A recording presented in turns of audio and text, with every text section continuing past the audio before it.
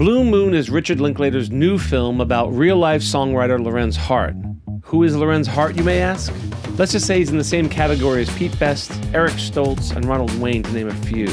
Hey, I'm Mike. I studied film, I work in TV, and if you love movies as much as I do, hit that subscribe button and get notified when new content's posted. Pete Best is known for quitting the Beatles before they made it big. Eric Stoltz was famously replaced as Marty McFly in Back to the Future.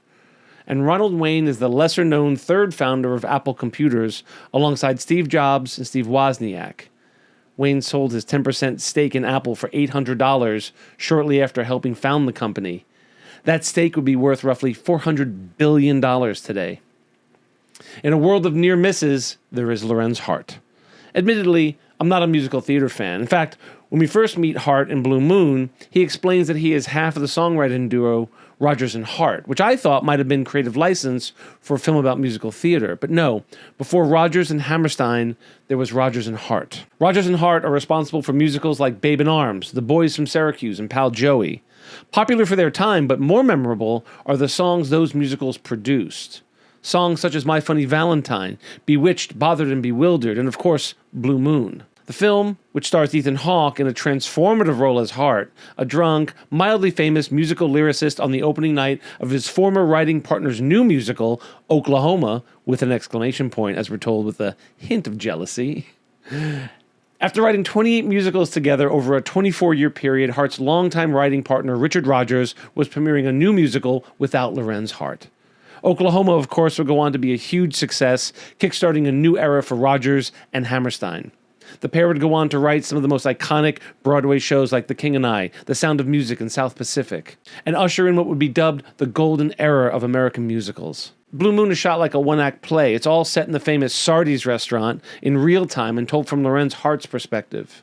The script is based on a series of letters Hart had written to a young, beautiful Yale co-ed, Elizabeth Weiland, played by Margaret Qualley. The letters made his feelings clear for the young Weiland, who was nearly half his age. While it's generally believed that Hart was gay, the film is a little looser with titles and distinctions. I'll let E.B. White, the author of Charlotte's Web, and Stuart Little describe it. What do you think she sees in him? I think she recognizes she's being adored by one of the great appreciators of beauty.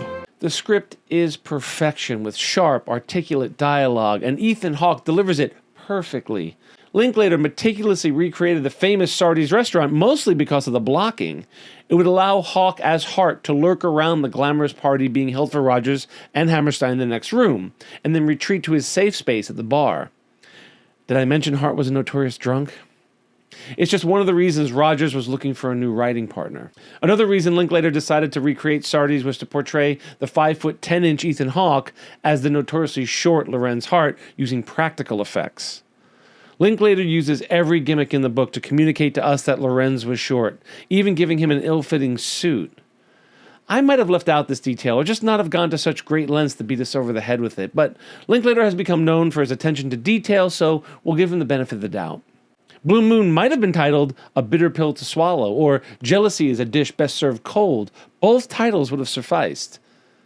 I've been looking forward to Blue Moon ever since I heard that Linklater would be out with two films this year, Blue Moon and Nouvelle Vague. Blue Moon did not disappoint. It's made for fans of musical theater, but it's accessible enough for people like me. We sympathize with Hart as we follow him through the ups and downs of this very uncomfortable evening. In addition to Ethan Hawke and Margaret Qualley, Blue Moon also stars Bobby Carnival as the ever-attentive bartender and Andrew Scott as Richard Rodgers. Anyway, those are my thoughts on Blue Moon. As always, I'd love to read your thoughts in the comments below. Film is about community. I'm Mike, and I love movies.